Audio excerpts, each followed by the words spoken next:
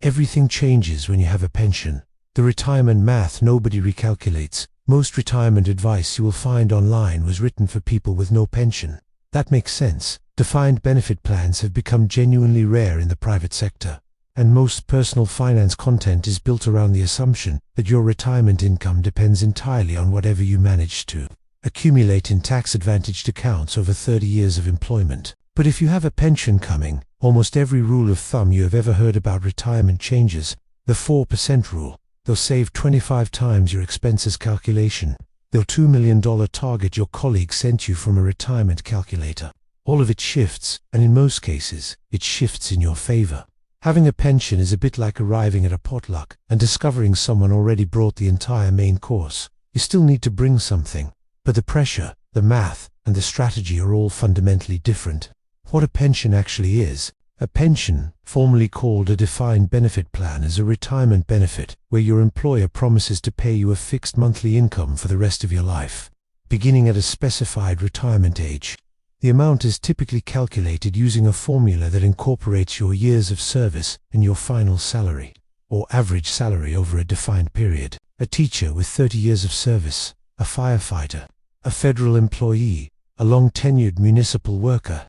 These people may be sitting on pensions that pay $3, $4, $5, or $6,000 per month every month for the rest of their lives. That guaranteed monthly income fundamentally changes the math of everything else in retirement planning.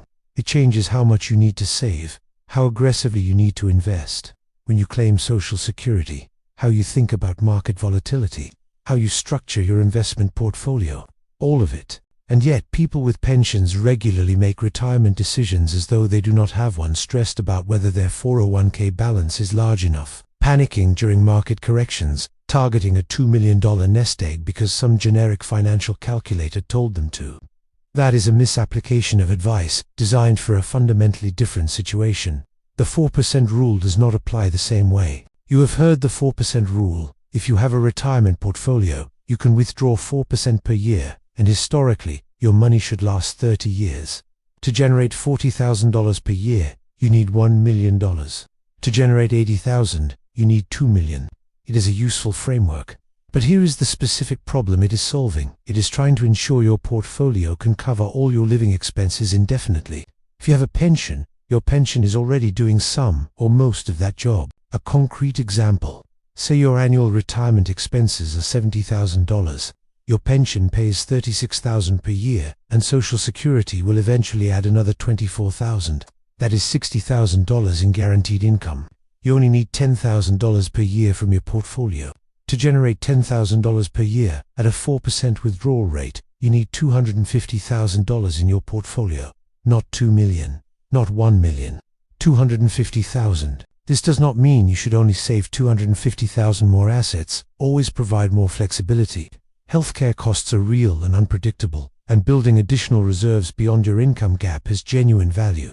But if you have been measuring yourself against a $2 million target based on generic retirement calculators while holding a significant pension, you have been applying the wrong standard to your situation. The relevant target for a pension holder is the income gap, the difference between what your guaranteed sources cover and what you actually need to live. That is the only number your portfolio genuinely needs to fund. Everything above it is margin and flexibility. Sequence of returns risk is dramatically less dangerous. One of the most serious risks in retirement planning is sequence of returns risk, the danger that the market drops significantly right when you retire, and you are forced to sell investments at depressed prices just to cover your basic expenses. Selling at the bottom locks in losses and leaves less capital to recover when prices eventually rebound. It is one of the primary reasons the 4% rule exists in the first place. A pension is a structural defense against sequence of returns risk. Your pension payment arrives every month, regardless of what markets do.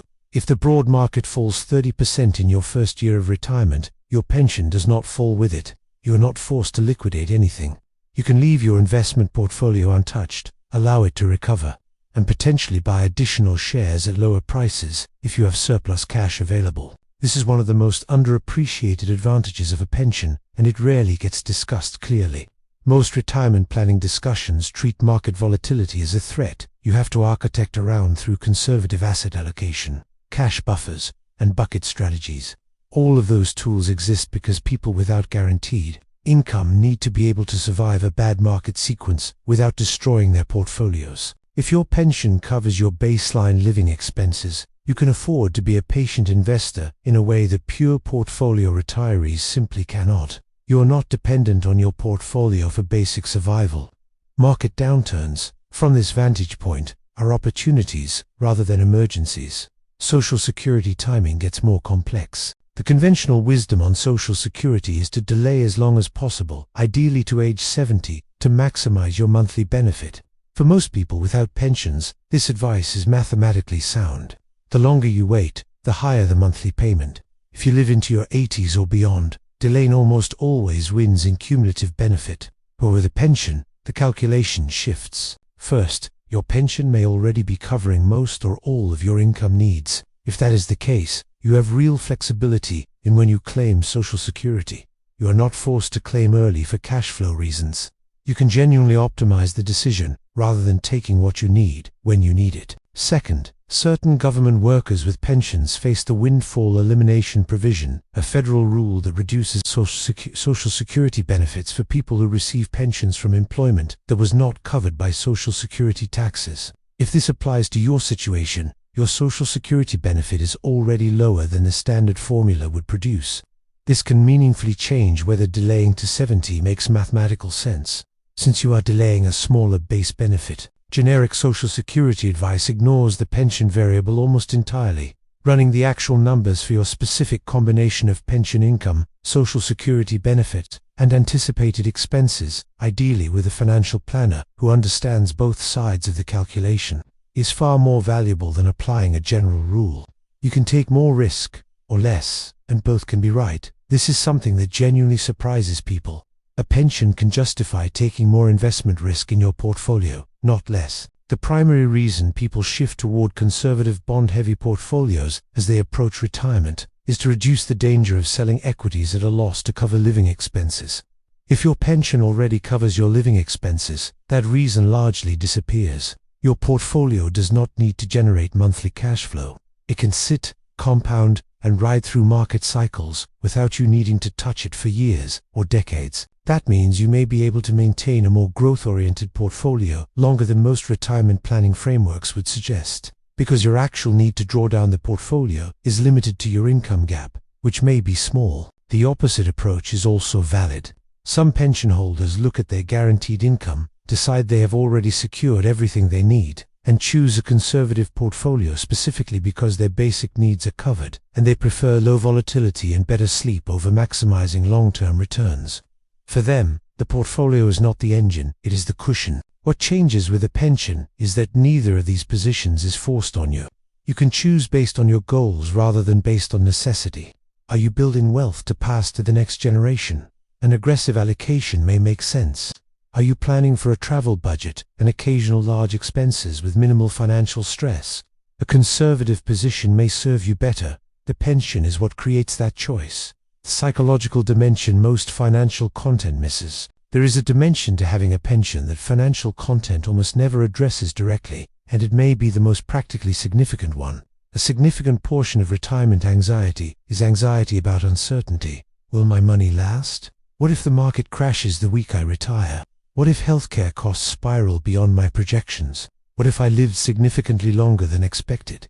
These concerns are real.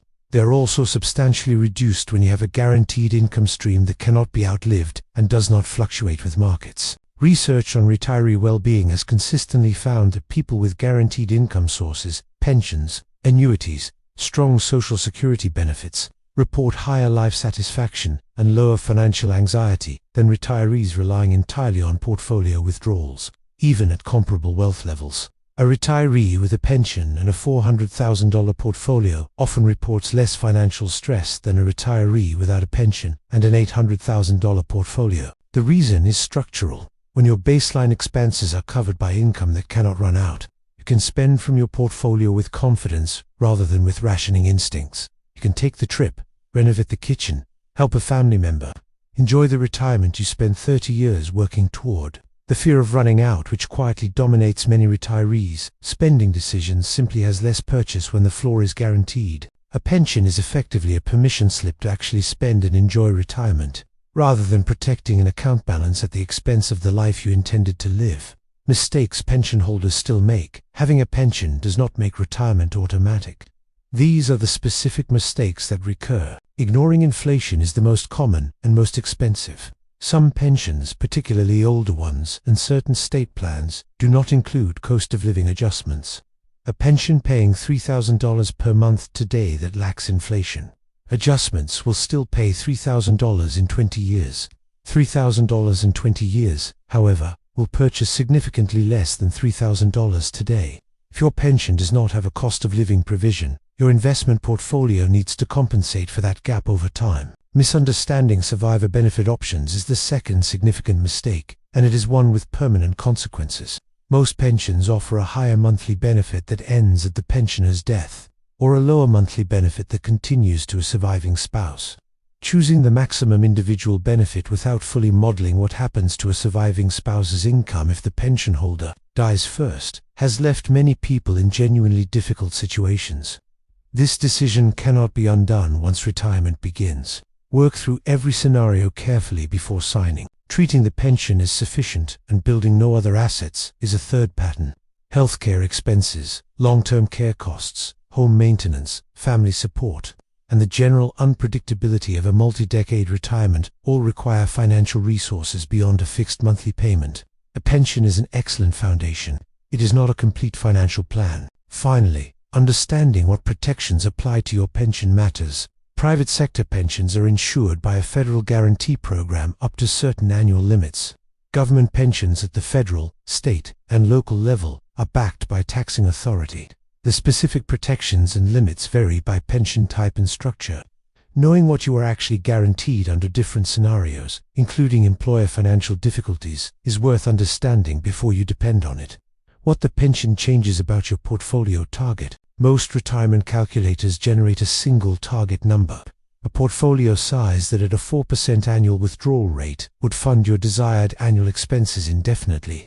The commonly cited figure of $1.5 to $2 million assumes your portfolio is your only income source in retirement.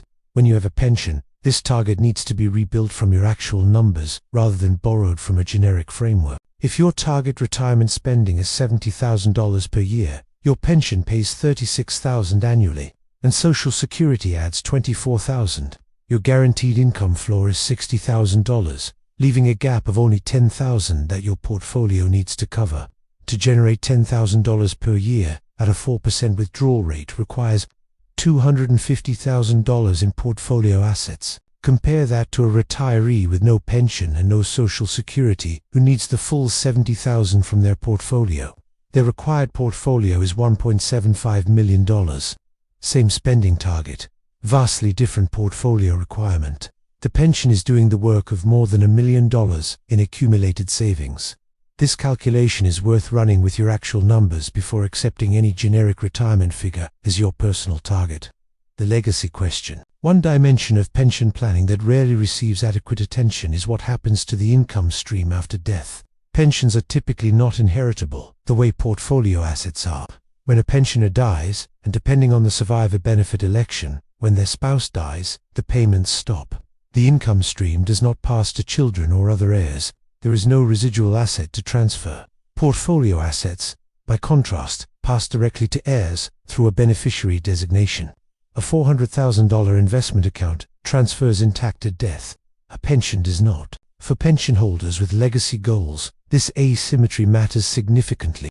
The portfolio alongside the pension is not just a supplement to income. It may be the only transferable asset in the estate. How much you build and how you structure it for transfer has different stakes when your primary retirement income stream terminates at death. Running the numbers before you need them. One of the most common financial mistakes among pension holders is waiting too long to model the full retirement picture. The pension election survivor, benefit choice, timing, payout structure is typically final. Social Security claiming, once executed, cannot be reversed beyond a narrow window. These are among the highest stakes financial decisions most people ever make. Questions worth answering at least 5 years before your anticipated retirement date. Where's your pension's projected monthly benefit at each possible retirement age? Does it include a cost of living adjustment, and at what rate? What are the survivor benefit options and their monthly costs? Does the windfall elimination provision apply to your Social Security benefit? What is your actual income gap? What portfolio size do you need to cover it? A fee-only financial planner with specific experience modeling pension and Social Security interactions, one who charges for advice rather than earning product commissions, can sequence these decisions correctly. The cost of that planning is a fraction of what a suboptimal pension election or claiming decision can cost over a 30-year retirement. If you have a pension, you are in a genuinely advantaged position, not because retirement becomes effortless, but because the foundation is already built. The floor is in. What you are deciding is how high you want the ceiling to go and what you want to build on top of a guaranteed base. The single most important adjustment for a pension holder is to stop applying generic retirement advice designed for people without guaranteed income. Your income gap is the only number your portfolio genuinely needs to cover. Your sequence of returns risk is structurally reduced. Your Social Security timing involves variables that standard advice ignores. Your risk tolerance is a choice rather than a constraint. Do the math on your actual income gap. Understand whether your pension includes cost of living adjustments. Know your survivor benefit options before you finalize your election. Model how any applicable Social Security provisions affect your benefit. And build a portfolio that serves your specific goals, whether those goals are growth, flexibility, legacy, or simply the confidence to spend freely during the retirement you worked your entire career to reach. The math is different when you have a pension. In most cases, it is meaningfully better. The only mistake is not recognizing that and spending decades optimizing for a problem you are never actually facing.